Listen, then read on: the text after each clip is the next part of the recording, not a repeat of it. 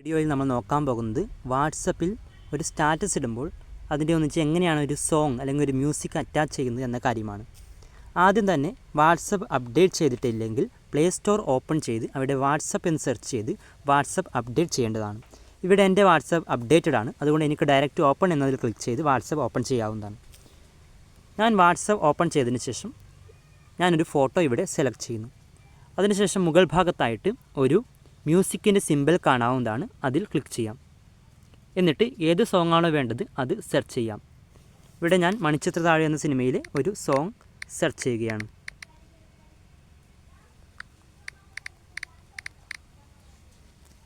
അപ്പോൾ ഇവിടെ സോങ് നിങ്ങൾ കാണാവുന്നതാണ്, അതിൽ ക്ലിക്ക് ചെയ്യുന്നു.